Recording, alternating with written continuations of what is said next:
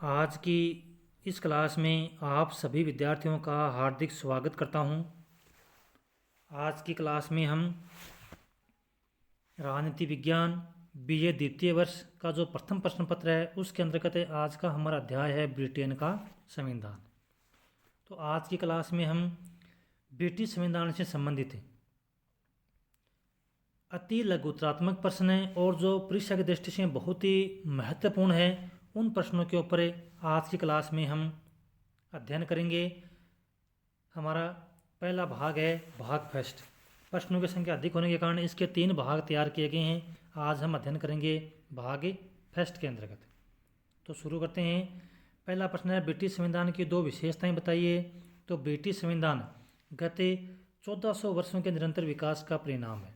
British संविधान दुनिया का एकमात्र अलिखित और प्राचीन संविधान है। ये 2 प्रमुख विशेषताएं ब्रिटिश संविधान की देखी जा सकती हैं। एक तो ये है कि ब्रिटिश संविधान दुनिया का सबसे प्राचीन संविधान है और एकमात्र अलिखित संविधान है। यानी ब्रिटिश संविधान वो अलिखित संविधान की श्रेणी में आता है और यह निरंतर 1400 वर्षों के विकास का परिणाम है। दूसरा प्रश्न है ब्रिटिश संविधान है उसको विकसित संविधान कहा जाता है। तो विकसित संविधान से क्या तात्पर्य है? तो जब संविधान का निर्माण संविधान सभा जैसी किसी संस्था द्वारा निश्चित समय पर नहीं किया जाता है बल्कि वह इतिहास और विकास की उपज होता है, ऐसा संविधान समाज में पाई जाने वाले विभिन्न परंपराओं, रीति रिवाजों, प्रथाओं तथा न्यायालयों के निर्णयों पर आधारित होता है, विकसित संविधान कहलाता है। और ब्रिटेन का जो संविधान है वो इसका सबसे अच्छा उदाहरण है। तो विकसित संविधान से मतलब यह है कि जब संविधान का निर्माण संविधान सभा जैसी किसी संस्था के द्वारा निश्चित समय पर नहीं किया जाता है बल्कि वह इतिहास और विकास का परिणाम होता है। और ऐसे संविधान में समाज में पाई जाने वाली जो विभिन्न परंपराएं हैं, रीति रिवाज हैं, प्रथाएं हैं और जो न्यायालय के निर्णय हैं उनके ऊपर आधारित होता है संविधान।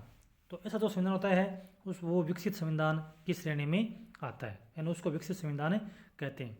और जो ब्रिटेन का संविधान है वो इसका सबसे अच्छा उदाहरण है।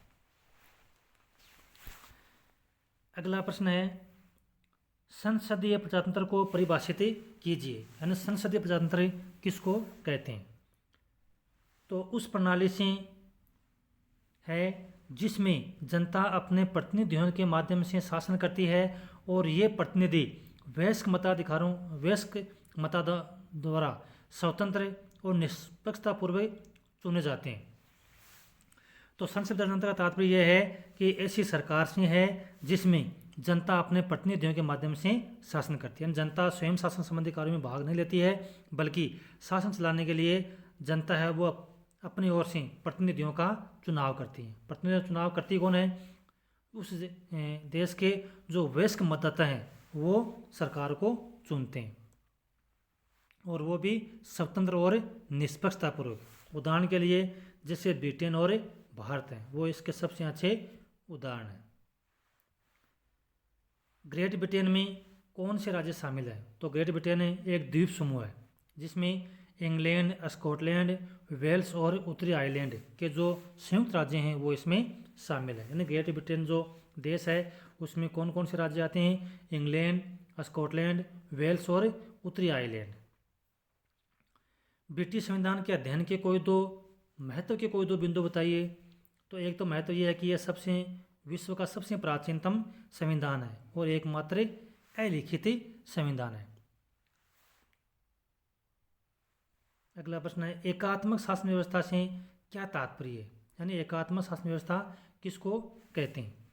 तो एकात्मक शासन व्यवस्था वह व्यवस्था है जिसमें शासन की संपूर्ण शक्ति संविधान के आधार पर केंद्र में या एक ही राष्ट्रीय सरकार में निहित होती है तथा स्थानीय संस्थाएं अपनी शक्ति केंद्रीय सरकार से प्राप्त करती है। संपूर्ण देश का शासन एक ही स्थान देश की राजधानी से होता है तथा एक ही कार्यपालिका, व्यवस्थापिका और न्यायपालिका होती है। तो उसको हम एकात्मक शासन व्यवस्था कहते हैं।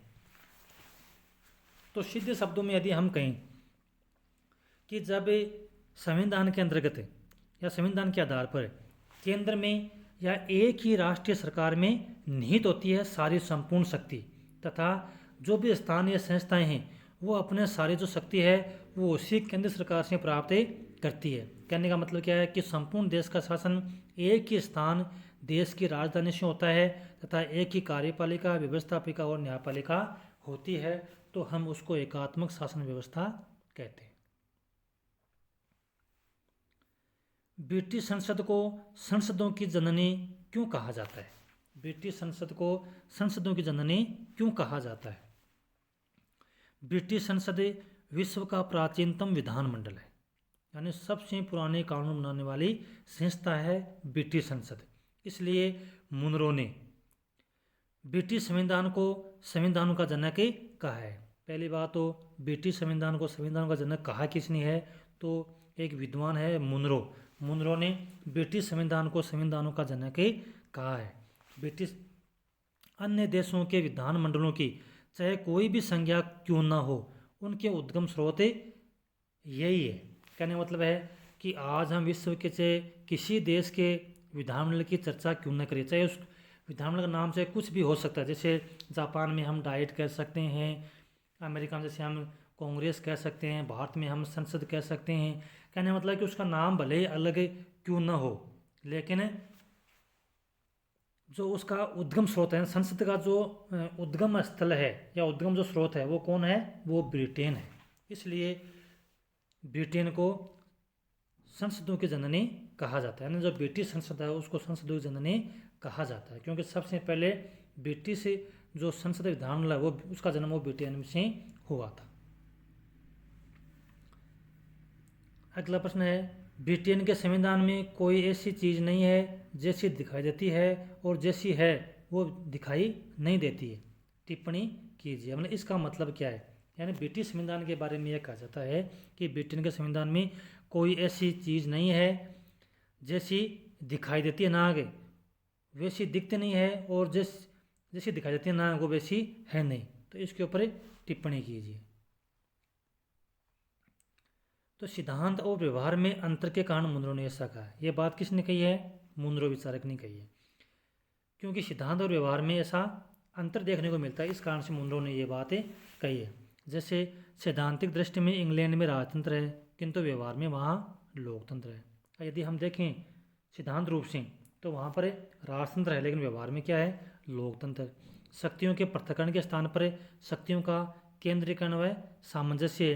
ब्रिटिश संसद कैबिनेट पर नियंत्रण रखती है, किंतु वास्तविकता यह है कि वह स्वयं कैबिनेट से नियंत्रित होती है। तो पहली बात तो ब्रिटिश संविधान में ऐसा क्यों कहा है? इसलिए कहा है कि इसके सिद्धांत और व्यवहार में अंतर है। जैसे इंग्लैंड में राजतंत्र है, किंतु व्यवहार में वहाँ क्या है? लोकतंत्र। शक्तियों के पृथक्करण के स्थान पर शक्तियों का केंद्रीकरण व सामंजस्य है, लेकिन ब्रिटिश संसद ना वो स्वयं कैबिनेट पर नियंत्रण रखती है, किंतु वास्तविकता यह है कि स्वयं कैबिनेट है वह स्वयं कैबिनेट से नियंत्रित होती है। तो यह बहुत ही अद्भुत तालमेल है ब्रिटिश संसद के अंतर्गत। अगला है, ब्रिटेन में वयस्क मताधिकार का प्रचलन वह कब से हुआ था? तो 1928 के अधिनियम के द्वारा ब्रिटेन में वयस्क मताधिकार की शुरुआत की गई। 21 वर्ष या इससे अधिक आयु के सभी स्त्री पुरुष को मताधिकार का अधिकार प्रदान किया गया था। तो ब्रिटेन में वयस्क मताधिकार की शुरुआत कब से हुई? 1928 से। ब्रिटेन में किस प्रकार की शासन व्यवस्था प्रचलित है? तो ब्रिटेन में संसदात्मक शासन प्रणाली प्रचलित है। अगला प्रश्न है, ब्रिटिश संविधान के प्रसंग में सामान्य विधि से क्या तात्पर्य है? तो ब्रिटिश संविधान में पुरानी प्रथाओं एवं परंपराओं के आधार पर न्यायाधीशों द्वारा बनाई गई विधि को सामान्य विधि कहा जाता है। तो ब्रिटिश संविधान में पुरानी प्रथाओं और परंपराओं के आधार पर न्यायाधीशों के द्वारा बनाई गई जो विधि है उसको सामान्य विधि कहा जाता है। ब्रिटेन की विधि के बारे में प्रसिद्ध 3 टीकाओं के नाम बताइए। तो एक तो डायसी की संविधान की विधि, विचारक एनसन के कृति यानी एनसन की रचना है संविधान की विधि व लोकाचार, और विचारक बेजहोट की जो कृति है उसका नाम है इंग्लैंड का संविधान। तो ये 3 प्रमुख टिकाएं मानी जाती है ब्रिटेन की विधि के बारे में। अगला प्रश्न है, ब्रिटिश सम्राट राज करता है, शासन नहीं, इसका क्या मतलब है? ब्रिटिश सम्राट कार्यपालिका का औपचारिक प्रधान है, जबकि शासन की शक्तियों का उपयोग मंत्रिमंडल करता है। अतः ब्रिटिश राज तो करता है लेकिन शासन नहीं करता, बल्कि शासन कौन करता है? मंत्रिमंडल। कहने का मतलब है कि जो ब्रिटिश सम्राट है उसमें सारी शक्तियाँ निहित तो है, लेकिन वो उन शक्तियों का प्रयोग नहीं करता। इसलिए कहता है कि ब्रिटिश सम्राट राज करता है लेकिन शासन नहीं करता। दलीय सचेतक किसे कहते हैं? दलीय सचेतक वह व्यक्ति होता है जो संसद में अपने दल के सदस्यों को अनुशासित रखता है। वह सदन में उपस्थित रहने, विशेषकर मतदान के समय के लिए दिशा निर्देश जारी करता है। तो दलीय सचेतक से क्या तात्पर्य है? दलीय सचेतक वह व्यक्ति होता है जो संसद में अपने दल के सदस्यों को अनुशासित रखता है। वह सदन में उपस्थित रहने, विशेषकर मतदान के समय के लिए दिशा निर्देश जारी करता है। ब्रिटिश संवैधानिक समझौतों के उन 2 आज्ञापत्रों के नाम बताइए जिन्हें ब्रिटिश संविधान की बाइबिल कहा जाता है। या हम कह सकते हैं कि भाई दूसरी तरफ ब्रिटिश संविधान के 3 प्रमुख प्रलेखों के नाम बताइए। तो ब्रिटिश संवैधानिक समझौतों के तहत उन 2 आज्ञापत्रों के नाम बताइए जिनको ब्रिटिश संविधान की बाइबिल कहा जाता है। या दूसरी तरह से हम कह सकते हैं कि ब्रिटिश संविधान के 3 प्रमुख प्रलेखों के नाम बताइए। तो एक तो है मैग्ना कार्टा 1215 का, अधिकार पत्र 1689 और 1628 की अधिकार याचिका। ये 3 प्रमुख प्रलेख हैं ब्रिटिश संविधान के अंतर्गत, जिनको ब्रिटिश संविधान की बाइबिल भी कहा जाता है। मैग्ना कार्टा 1215, अधिकार पत्र 1689 और 1628 की अधिकार याचिका। शासन विज्ञान के क्षेत्र में ब्रिटेन की महत्वपूर्ण देन क्या है? तो शासन विज्ञान के क्षेत्र में ब्रिटेन की जो महत्वपूर्ण देन है वो है मंत्रिमंडलीय पद्धति। मंत्रिमंडलीय पद्धति है वो शासन विज्ञान के क्षेत्र में ब्रिटेन की सबसे महत्वपूर्ण देन है। अगला प्रश्न है, अभिसमयों का अर्थ स्पष्ट कीजिए कि अभिसमय का अर्थ क्या है? तो अभिसमय रीति रिवाजों, परंपराओं, प्रथाओं, रूढ़ियों, स्वभाव, आदतों, समझौतों एवं अभ्यासों का ऐसा समूह है जो शासन को सरलतापूर्वक चलाने में सहायक है। अभिसमय का अर्थ यह है कि रीति रिवाजों, परंपराओं, प्रथाओं, रूढ़ियों, स्वभाव, आदतों, समझौतों एवं अभ्यासों का एक ऐसा समूह है जो शासन को सरलतापूर्वक चलाने में सहायक है।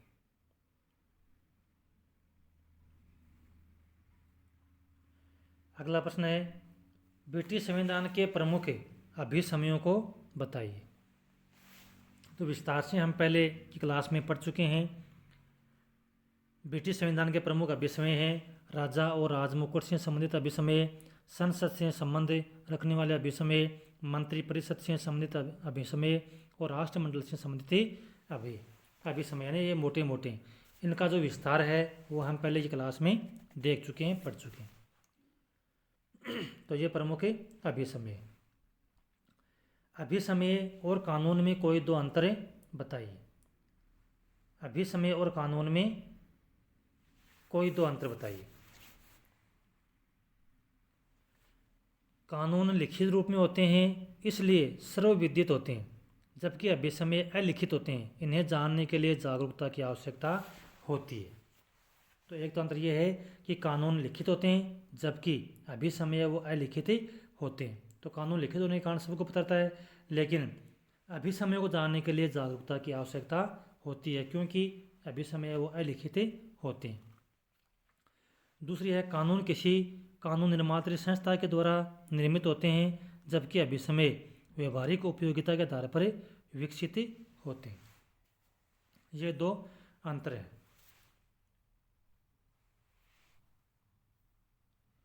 ब्रिटिश संविधान के कोई 2 मुख्य स्रोत बताइए। एक तो है लिखित स्रोत, अधिकार पत्र, संसदीय अधिनियम, न्यायिक निर्णय, टीकाएं आदि। ब्रिटिश संविधान के कोई दो प्रमुख स्रोत कौन कौन से हैं? लिखित स्रोत है एक दो, जिनमें कौन कौन से आते हैं? अधिकार पत्र है, संसदीय अधिनियम है, न्यायिक निर्णय है, टीकाएँ हैं आदि। और अलिखित स्रोत में सामान्य विधि और संवैधानिक परंपराएं या रूढ़ियाँ।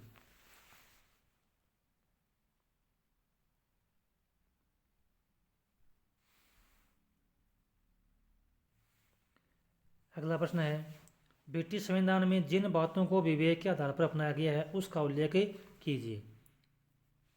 तो वयस्क मताधिकार है, गुप्त मतदान प्रणाली है, एकल सदस्य निर्वाचन क्षेत्र है, लाट सभा की तुलना में लोक सदन की श्रेष्ठता और लाट सभा की रचना में सुधार। ये प्रमुख बातें हैं जिनका ब्रिटिश संविधान के अंतर्गत विवेक के आधार पर अपनाया गया। यानी वयस्क मताधिकार है, गुप्त मतदान प्रणाली है, एकल सदस्य निर्वाचन क्षेत्र है, लाट सभा की तुलना में लोक सदन की श्रेष्ठता और लाट सभा की रचना में सुधार।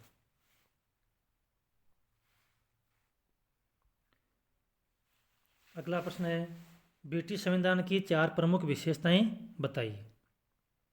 तो ब्रिटिश संविधान की 4 प्रमुख विशेषताएं हैं: अलिखित संविधान, विकसित संविधान, लचीला या सुपरिवर्तनशील संविधान और एकात्मक संविधान। विस्तार से हम पहले विद्यार्थियों पढ़ चुके हैं पहले की क्लास में। ब्रिटिश संविधान में संयोगवश उत्पन्न हुई 2 संस्थाओं के नाम बताइए। तो संयोगवश उत्पन्न हुई 2 संस्थाएं हैं, द्विसदनात्मक व्यवस्थापिका और मंत्रिमंडलीय व्यवस्था। इनका जो विकास है वो संयोगवश हुआ था। अगला प्रश्न है, अभिसमयों के कोई 3 लक्षण बताइए। अभिसमयों के कोई 3 लक्षण बताइए। तो अभिसमयों का स्रोत संसद की कानून निर्माण त्रिशक्ति नहीं होकर के प्रथाएं होती है। तो अभिसमयों का जो स्रोत है वो संसद के कानून निर्माण त्रिशक्ति नहीं होकर के बल्कि प्रथाएं या परंपराएं होती हैं। तो हम जैसे पहले पढ़ चुके हैं कि जो अभिसमय उनका निर्माण किसी संस्था के द्वारा नहीं होता है बल्कि ये विकास का परिणाम होती है। तो संसदीय कानून बनाने वाली संस्था नहीं होकर के बल्कि ये प्रथाएं होती हैं। अभिसमय का पालन कानून या न्यायिक मान्यता के कारण नहीं किया जाता बल्कि लोग अभिसमय के अंतर्गत अच्छी बातें होने के कारण लोग वह अभिसमयों का पालन करते हैं। तीसरा है, अभिसमयों को कानूनी या न्यायिक मान्यता प्राप्त न होने पर भी व्यवहार में इनका कानून के समान ही पालन किया जाता है। अभिसमय को कानूनी या न्यायिक मान्यता प्राप्त नहीं होने पर भी व्यवहार में इनका कानून के समान ही इनका पालन किया जाता है। जैसे कानूनों को मान्यता मिलती है वैसे अभिसमयों को भी ब्रिटेन में मान्यता मिलती है। तो ये 3 प्रमुख लक्षण हैं अभिसमयों की। अगला प्रश्न है, गणतंत्र क्या है। तो एक ऐसी शासन प्रणाली जिसमें राज्य का सर्वोच्च अधिकारी वंश क्रमानुगत राजा या रानी नहीं होकर के जनता द्वारा अप्रत्यक्ष रूप से निर्वाचित प्रतिनिधि होता है, अथवा वह देश जिसकी सत्ता जनसाधारण में निवास करती है वह गणतंत्र कहलाता है। इसका सबसे अच्छा उदाहरण है भारत। तो गणतंत्र किसको कहते हैं कि जिस देश के अंतर्गत जो उस देश का जो सबसे ऊंचा अधिकारी है वो वंशानुगत नहीं होकर के, यानी वंशानुगत राजा रानी नहीं होकर के जनता के द्वारा अप्रत्यक्ष रूप से यदि उसका चुनाव किया जाए तो वह गणतंत्र कहलाता है। जैसे भारत में राष्ट्रपति है वो सर्वोच्च अधिकारी है तो उसका चुनाव है वो जनता के द्वारा अप्रत्यक्ष रूप से होता है। तो उस ऐसा जो देश है वो गणतंत्र कहलाता है। भारत वो इसका सबसे अच्छा उदाहरण है। राजतंत्र क्या है। तो राजतंत्र अर्थात राजा का शासन। राजतंत्र वह शासन प्रणाली है जिसमें एक व्यक्ति शासन का सर्वेसर्वा होता है। राजा शासित जनता द्वारा चुना हुआ नहीं होता है बल्कि वंशगत होता है या किसी दूसरे राजा को युद्ध में पराजित करके राजा बनता है। उदाहरण के लिए जैसे ब्रिटेन। तो राजतंत्र अर्थात राजा का शासन। राजतंत्र वह शासन प्रणाली है जिसमें एक व्यक्ति शासन का सर्वेसर्वा होता है। राजा शासित जनता द्वारा चुना हुआ नहीं होता है बल्कि वह वंशगत होता है या कि दूसरे राजा को युद्ध में पराजित करके राजा बनता है तो उसको हम राजतंत्र कहते हैं। उदाहरण जैसे ब्रिटेन है वो इसका सबसे अच्छा उदाहरण है। राजपद से संबंधित किन्हीं 3 अभिसमयों का उल्लेख कीजिए। सम्राट अपने मंत्रियों के परामर्श से कार्य करता है। एक बात तो एक चलन सा बन गया है ब्रिटेन के अंतर्गत है कि सम्राट अपने मंत्रियों के परामर्श से ही कार्य करता है। ये कोई लिखित में नहीं है, लेकिन वहाँ पर एक परंपरा सी बन गई है।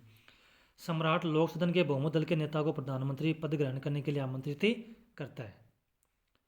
अभिसमय के आधार पर ही सम्राट मंत्रिमंडल की बैठक की अध्यक्षता नहीं करता है। यानी अभिसमय के आधार पर ही सम्राट मंत्रिमंडल की बैठक की अध्यक्षता नहीं करता है। तो विद्यार्थियों, अभिसमय ये क्या है? ये एक ब्रिटेन में कोई लिखित कानून नहीं है, बल्कि क्या है, ये एक तरह से प्रथाएँ हैं, परंपराएँ। यानी वो प्रथाएँ इतनी अधिक प्रगाढ़ हो गई हैं कि लोग हैं वो आदतन उनको काम में लेते हैं या उनकी पालना करते हैं। तो ये राजपथ से संबंधित 3 प्रमुख अभिसमय कि सम्राट है वो मंत्रियों के परामर्श से कार्य करता है। सम्राट लोक सदन के बहुमत दल के नेता को प्रधानमंत्री पद ग्रहण करने के लिए आमंत्रित करता है। अभिसमय के आधार पर ही सम्राट मंत्रिमंडल की बैठक की अध्यक्षता नहीं करता है। ये 3 प्रमुख अभिसमय। तो ये थे आज की क्लास में हमारे महत्वपूर्ण प्रश्न जो परीक्षा की दृष्टि से बहुत ही महत्वपूर्ण है। तो आप सभी विद्यार्थियों से मेरा आग्रह है कि यदि आज की क्लास में पढ़ाया गया, यदि आपको कंटेंट अच्छा लगा हो तो आप मेरे वीडियो को अधिक से अधिक शेयर करें और सब्सक्राइब ज़रूर कर लें। इसी के साथ जय हिंद, जय भारत।